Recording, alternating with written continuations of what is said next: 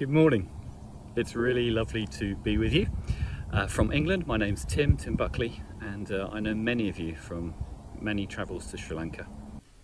සුබෝදෑසනක් මගේ නම ටිම් බක්ලි මම ඉංගලන්තෙන් මම ඔබ කීප දෙනෙක් වඳුරනවා අපේ සංචාරණ වලින්. You really are family.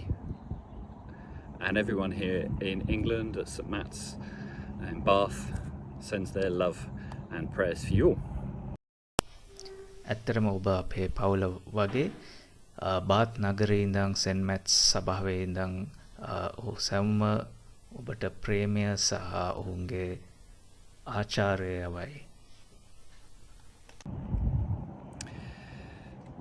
Jerry's just asked me to share a few thoughts as we think about renewal and revival and what God may want to do with us and in us in these days.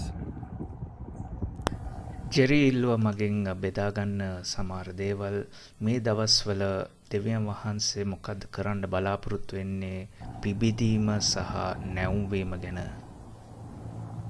This morning I just want to think again of a passage that's very familiar to all of you.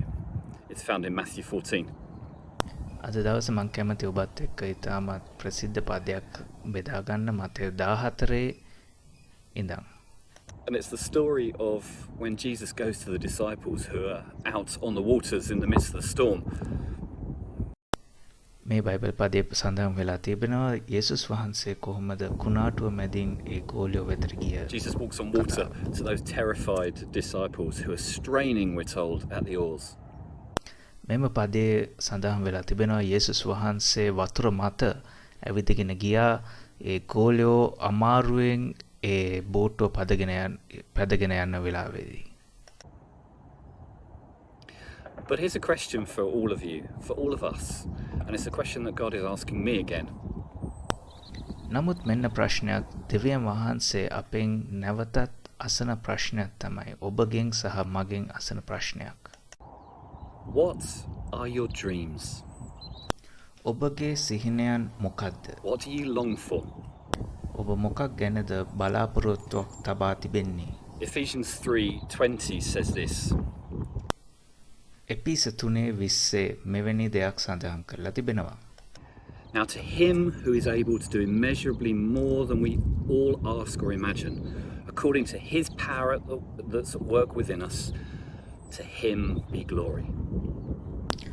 අප තුල ක්‍රියා කරන බලය කරන කොටගෙන අප ඉල්ලන සිටින සියලු දේට වඩා අධික ලෙස කරන්නට බලය ඇති දෙවියන් වහන්සේට සභාව තුලද ක්‍රිස්තුස් ජේසුස් වහන්සේ තුලද යුගයෙන් යුගයට සදාහටම මහිමය වේවා.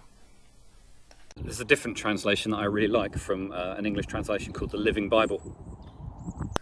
මම ඊටත් කැමති වෙන ඉංග්‍රීසි බයිබලයේ තවත් පරිවර්තනයක් තමයි New Living Bible කියන ඒ පරිවර්තනේ. It says this. ඒක මේ විදිහට කියා තිබේ. I don't know how well this will translate into Sri Lankan, but we'll give it a go.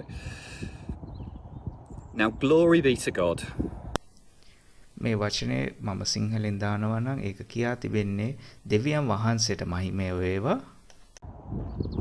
By his mighty power at work within us. අප තුල වැඩ කරන ඔහුගේ බලවත් බලයෙන් is able to do far more than we would ever dare to ask or even dream of. අපි ඉල්ලනවටත් සිහිනමවනවටත් වඩා දෙවියන් වහන්සේට අපිට කරන්න පුළුවන්. Infinitely beyond our highest prayers, desires, thoughts or hopes. සදා කාලයටම දෙවියන් වහන්සේට කරන්න පුළුවන් අපි අපේ යාඥා කරනවටත් වඩා අපේ බලාපොරොත්තුන් වලටත් වඩා අපේ ආශාවන් වලටත් වඩා. God wants to do more than we could even ask or imagine or dream about. දෙවියන් වහන්සේ කරන්න බලාපොරොත්තු වෙනවා අපේ ආශාවන් වලටත් වඩා අපි සිහිනමවනවටත් වඩා අපි හිතනවටත් වඩා. Connecting with you in Sri Lanka has been such a joy for me and for my family and our church friends over the last few years. ගිය අවුරුදු ටිකේ ඔබත් එක්ක සම්බන්ධයක් ඇති කරන්න මට සහ මගේ පවුලට සහ ඒ වගේම මගේ සභාවේ අනිත් අයටත් ඉතාමත් ප්‍රීතියක් වෙලා තිබෙනවා. Witnessing lives that have been transformed by the power of Jesus with you and in our community here in England.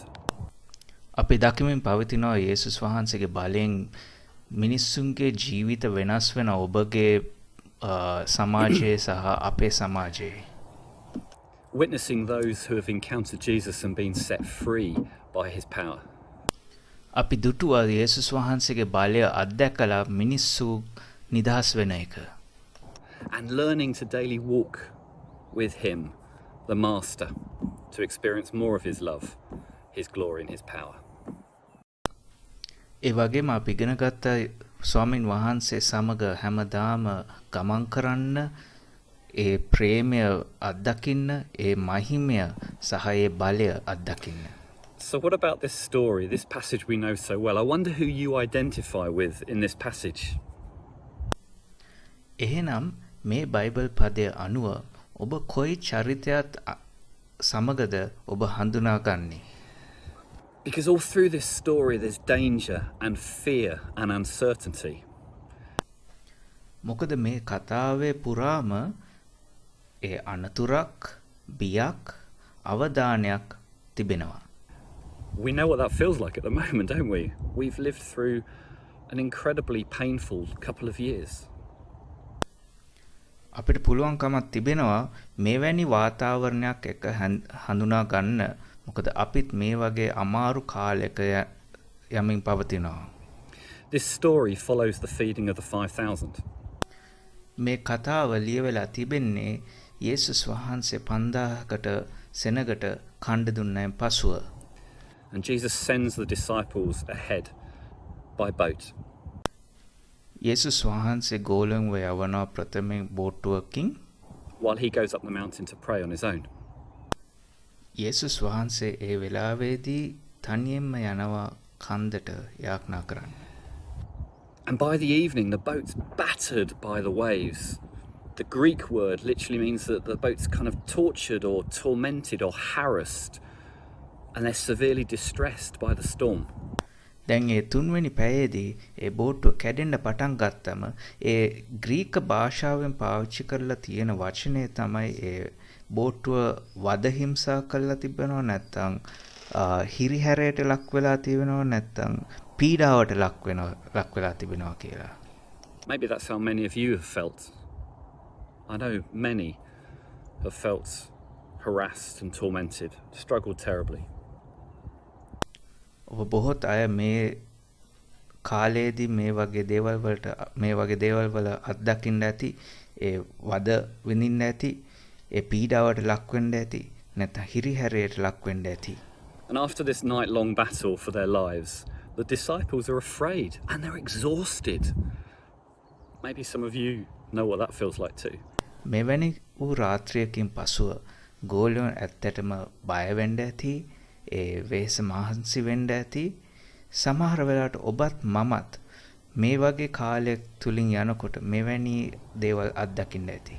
We're told in Mark's Gospel that Jesus sees the disciples straining at the oars because the wind was against them. Mark සුභාරංශයේ සඳහන් වෙලා තිබෙනවා යේසුස් වහන්සේ දකිනවා යේසුස් වහන්සේගේ ගෝලයෝ ඉතාමත් වෙහෙස වෙලා මහන්සි වෙලා මේ කුණාටුවට විරුද්ධයෙන් යන්න හදනවා. Jesus doesn't have a night vision goggles or a telescope while he's up the mountain. No, he's praying for them, and in his heart, in his mind, he sees them because he loves them. එතන සඳහන් වෙලා නැහැ යේසුස් වහන්සේ මේ රාත්‍රී දර්ශන ඇස් කණ්ණාඩියක් පාවිච්චි කරා නැත්නම් දුරක්ෂයක් පාවිච්චි කරා කියලා. නමුත් යේසුස් වහන්සේ ඒ ගෝලයන්ට තිබ්බ ප්‍රේමය නිසා ඒ අයට යාඥා කරනකොට යේසුස් වහන්සේගේ හදවතට ඒක දැනුණා. That's true for you and for me too. In the midst of struggles and turmoils and this pandemic and uncertainty and fear and our greatest fears rising within us, Jesus sees us. මෙන්න මෙවැනි වෙලාවක අරගලයට පත් වෙන වෙලාවක කැළඹීමට පත් වෙලාවක වසංගත තත්වයක් තුලින් භයානක තත්වයක් තුලින් අවදානම තත්වයක තුලින් යේසුස් වහන්සේ අපිව දකිනවා. Jesus sees you, යේසුස් වහන්සේ ඔබව දකිනවා. and his heart goes out to you. යේසුස් වහන්සේගේ හදවත ඔබ වෙතට යයි. Not just that you'll survive. No, he has far much more for you than that. යේසුස් වහන්සේගේ බලාපොරොත්තුව නම් ඔබව නිකන් ජීවත් කරලා තියාගන්න නෙවෙයි, නමුත් ඒකටත් වඩා දෙයක් කරන්න. And so Jesus comes to the disciples. ඉතින් මොකද වෙන්නේ? යේසුස් වහන්සේ පැමිණෙනවා ඒ ගෝලයෝ වෙතට. They're so scared, they're so confused, they think it's a ghost at first. ඒ ගෝලයෝ ඒ වෙලාවේදී වියකුල් වෙලා බය වෙලා සිටින වෙලාවේදී ඔවුන් සිතුවේ යේසුස් වහන්සේ අවතාරයක් කියලා. Maybe you've been struggling. Maybe you felt lost amidst the chaos of the last few years and months. සමහර වෙලාවට ඔබත් මෙවැනි වූ සිදුවීමකට ඔබ මුහුණ දෙනවා ඇති මේ ගිය මාස නැත්නම් ගිය අවුරුදු ටිකේදී ඔබත් මෙවැනි ගැටලු වලට මුහුණ දෙන්න ඇති. Maybe you felt alone or overwhelmed. Everything against you, the storms of life. ඔබ සමහර වෙලාවට ඔබ තනි වෙන්න ඇති. නැත්නම් ඒ ජීවිතයේ කුණාටුවට හසු වෙන්න ඇති. And in the midst of the noise of the storm, you can't see or hear Jesus. මේ කුණාටුවේ සද්ද නිසා ඔබට සමහර වෙලාවට යේසුස් වහන්සේව දකින්නත් බැරුව ඇති. නැත්නම් යේසුස් වහන්සේගේ කටහඬ ඇසෙන්නවත් නැතුව ඇති. But he sees you. නමුත් යේසුස් වහන්සේ ඔබව දකිනවා. He hears you. යේසුස් වහන්සේට ඔබගේ කටහඬ ඇසෙනවා. And when they're at their lowest ebb, exhausted, with all their energy reserves spent, ඒ ගෝලයෝ ඒ පහත් වූ ස්ථානයේ සිටින වෙලාවේදී ඒ සියලුම ශක්තිය වේස වෙලා ඉන්න වෙලාවේදී Jesus comes to them. යේසුස් වහන්සේ ඒ අය වෙතට පැමිණෙනවා. And says to them, "Take heart, it's I. Have no fear." යේසුස් වහන්සේ ඔවුන්ට කිව්වේ ධෛර්යය ගන්න, මේ මමය, බිය නොවන්න.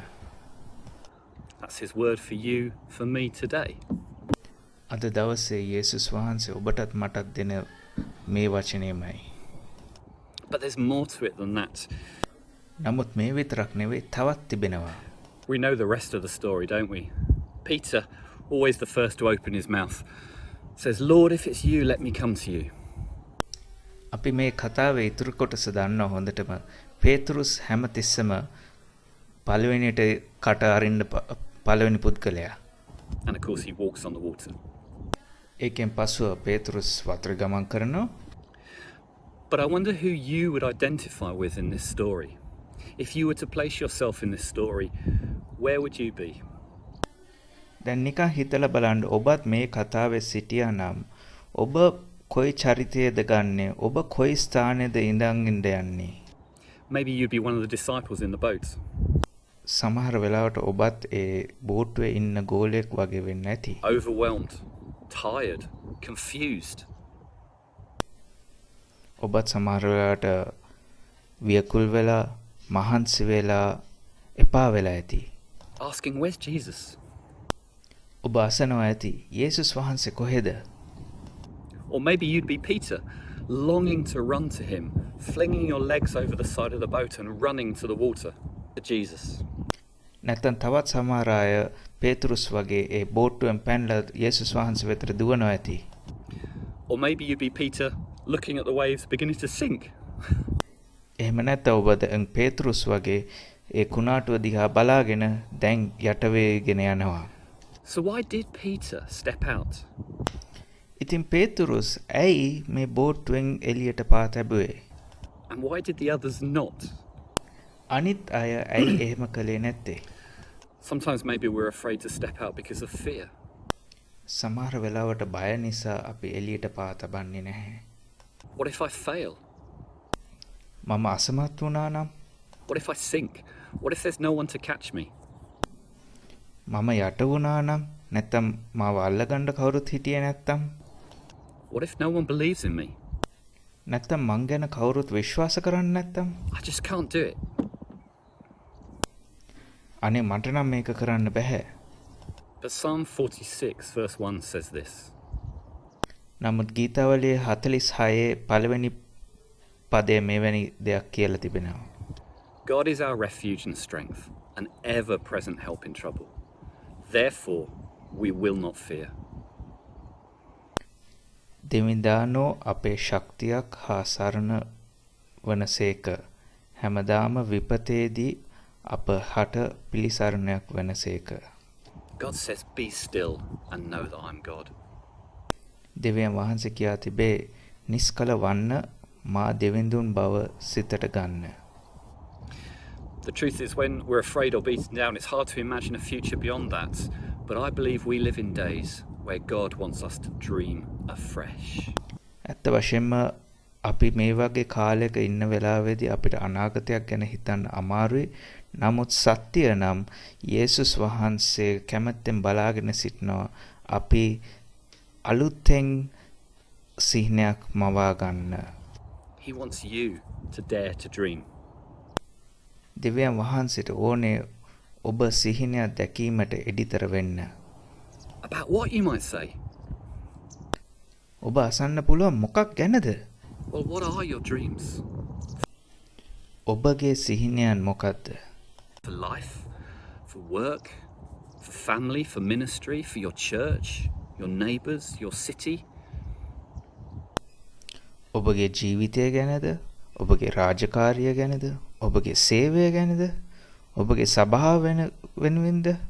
ඔබගේ අසල්වැසියෝ වෙනුවෙන්ද? නැත්නම් ඔබගේ නගර වෙනුවෙන්වත් වෙන්න පුළුවන්. You know, God the Father has dreams for your life. ඔබ දන්නවද දෙව් පියාණන් වහන්සේට ඔබගේ ජීවිතය ගැන සිහිනවල් තියෙනවා. Listen again to Ephesians 3:20.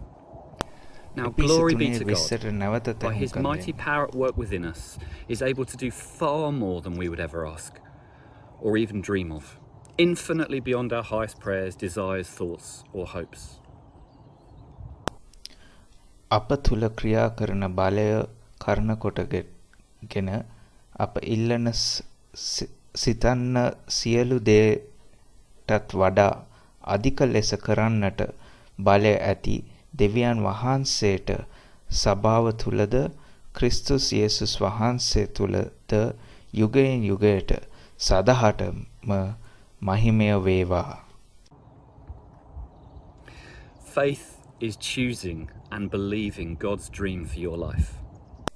ඇදහිල්ල කියන්නේ දෙවියන් වහන්සේ ඔබගේ ජීවිතය වෙත තියෙන ඒ සිහිනය තෝර ගැනීමත් ඒ ගැන විශ්වාසයක් තබන Dreaming එකයි. can be an act of faith. ඔබ සිහිනයක් මවනකොට ඒක ඇදහිල්ලේ පියවරක් බවට පත් වෙනවා. And how do we do that? Well, to finish, maybe there's 3 things that you could do to help you begin to dream for your life and what God wants to do. ඒක කරන්නේ කොහොමද? ඉවර කරන්නත් එක්කම ඔබට කාරණා 3ක් දෙන්නම්. දෙවියන් වහන්සේ ඔබගේ ජීවිතේ කරන්න යන දේට ඔබ සිහින මවන්නේ කොහොමද? First of all, dare to ask. පළවෙනි එක නම් අහන්න නිර්භීත වෙන්න. If you want to know God's hand on your life, ඔබ කැමැත්තෙන් සිටිනවා නම් දෙවියන් වහන්සේගේ හස්තය ඔබගේ ජීවිතේ මත තියෙන එක ගැන දැනගන්න නම් God's blessing on your life, දෙවියන් වහන්සේගේ ආශිර්වාද ඔබගේ ජීවිතේ මත තියෙන එක ගැන you need to dare to ask for it.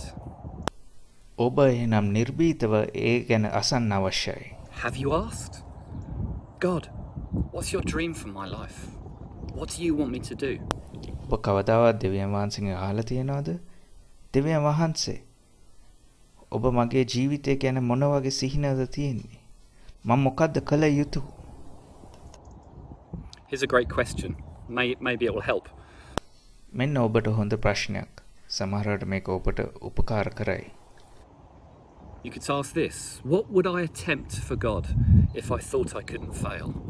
අසමත් වෙන සිතුවිල්ල මංගාව නැත්තම් මම මොකද්ද දෙවියන් වහන්සේ උදෙසා කරන්න යන්නේ?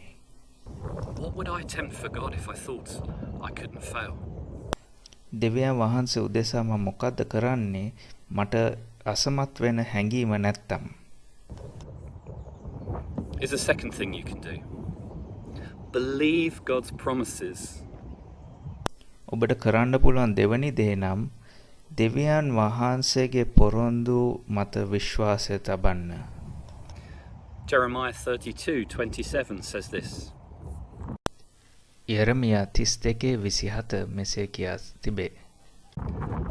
I am the Lord, the God of all the peoples of the world. Is anything too hard for me? මම සකල මිනිස්සුන්ගේ දෙවියන් වහන්සේ වන සමින්දානන් වහන්සේය. මට අවශ්‍ය කිසිදු දෙයක් ඇදද? So never let an impossible situation intimidate you. කල නොහැකි තත්වයක් කවදාවත් ඔබව පල්ලෙහාට ගෙන්න ඉඩක් තියන්න එපා. Let it motivate you to pray more, to believe more, to trust more, to experience more. නමුත් එවැනි තත්වයක් තුලින් යනකොටත් ඔබගේ ජීවිතය අභිප්‍රාණය කරගන්න ඒ යාඥා කරන්න වැඩියෙන් විශ්වාස කරන්න වැඩියෙන් ඇදහිල්ල වර්ධනය කරන්න සහ ඒ දේ අත්දකින්න. To learn more and grow more. ඒ වගේම තවත් ඉගෙන ගන්න තවත් වර්ධනය වෙන්න. Hudson Taylor, an amazing missionary to China who founded the China Inland Mission, said this. චීනට ගිය හඩ්සන් ටේලර් වන මිෂනාරිවරු මෙවැනි දෙයක් පැවසුවා. There are 3 stages to every great work of God. දෙවියන් වහන්සේගේ මහත් වූ ක්‍රියාවන් වලට පියවරවල් 3ක් තිබෙනවා. First it's impossible, then it's difficult, then it's done. පළවෙනියට කළ නොහැකි, දෙවැනියට අපහසුයි, තුන්වෙනියට කරලා ඉවරයි. Hudson Taylor said some amazing things. Hudson Taylor සමහර ඉතාමත් විශිෂ්ට දේවල් ප්‍රකාශ කරා. He said this, God's work done in God's way will never lack God's resources. Hudson Taylor මෙවැනි දෙයක්ත් ප්‍රකාශ කරා. දෙවියන් වහන්සේගේ මාර්ගයෙන් කරන දෙවියන් වහන්සේගේ වැඩට කිසි විටක දෙවියන් වහන්සේගේ සම්පත් හිඟ නොවේ. The last thing you can do, and this is the most important thing I think, and this is what God is saying to me. අන්තිම දේ නම් විශේෂම දේ නම් මම විශ්වාස කරන දෙවියන් වහන්සේ මට මේක පුද්ගලිකව කතා කරන දෙයක්. Is dream big. ඒ තමයි ඔබ සිහින මවනකොට ලොකු සිහින මවන්න. Psalm 2 verse 8 says this. Ask me, and I will make the nations your inheritance, the ends of the earth your possession. ගීතාවලිය 2:8 මෙවැනි දෙයක් කියා තිබෙනවා. නුඹ කැමති දෙයක් මගෙන් අයදින්න සකල ජාතිහු නුඹ උරුමය වනුය. මුළු මහා පොළවද නුඹ සන්තක වනය. The size of your God should determine the size of your goal. ඔබගේ දෙවියන් වහන්සේ කොච්චරක් විශාලද අන්න ඒ විදියට ඔබගේ ඉලක්කයත් විශාල වෙන්න අවශ්‍යයි. The size of your dreams. We have a big God. ඔබගේ සිහිනවල ප්‍රමාණය මක් නිසාද අපිට විශාල දෙවියන් වහන්සේ සිටිනවා. Have big dreams. ලොකු සිහින මවා ගන්න. In one sense, we haven't really trusted and believed in God until we've tried to do things that can't be done in our own strength. එක විදියකින් බලනකොට අපි දෙවියන් වහන්සේ මත අපි විශ්වාසය තබලා නැහැ. අපි ශක්තියෙන් කරන්න බැරි දේවල් කරන්න නැතුව. So dream big dreams for God in these days of challenge and pandemic, in these days of COVID. මේ අමාරු කාලේ වුණත් මේ වසංගත කාලේ වුණත් ඔබ ලොකු සිහින මවන්න නතර කරන්න එපා. Dare to dream big dreams. විශාල සිහින දකීමට එඩිතරවන්න. Because God can do more than you ask or imagine. මොකද දෙවියන් වහන්සේට කරන්න පුළුවන් ඔබ හිතනවටත් වඩා අහනවටත් වඩා ඉහළින් කරන්න පුළුවන්. Hudson Taylor also said this. The real secret of an unsatisfied life lies too often in an unsurrendered will. Hudson Taylor මෙවැනි දෙයක්ත් ප්‍රකාශ කරා. තෘප්තිමත් නොවන ජීවිතයකට සැබෑ රහස බොහෝ විට යටත් නොවන කැමැත්තක් පැවැත්වෙයි. We need to give ourselves back to Jesus fully. අපි අපේ ජීවිතේ නැවතත් යේසුස් වහන්සේට බාර කරන්න අවශ්‍යයි. Because remember, if you want to walk on water, you've got to get out the boat. මොකද මතක තියාගන්න ඔබට ඒ වතුර මත ඇවිදින්න ආස නම් ඔබ ඒ බෝට්ටුවෙන් එළියට එන්න අවශ්‍යයි. It's been lovely to be with you all. My prayers, my love, and I hope soon I can come and join you all. Love from us all here in Bath in England. God bless. ඔබත් එක්ක මේ වගේ විදියකටවත් සම්බන්ධ වෙන්න පුළුවන් කමක් තියෙන නිසා මං සතුටටපත් වෙනවා. මගේ යාඥාවල් මගේ ප්‍රේමය ඔබ සමගයි. මං විශ්වාස කරනවා මට ඉක්මනට ඔබත් එක්ක ඇවිත් හම් වෙන්න පුළුවන් කියලා. අපේ බාත් නගරේ ඉඳන් ඔබට ප්‍රේමය, ඔබට ආශිර්වාදය, දෙවියන් වහන්සේගේ ආශිර්වාදය ඔබ සමගයි.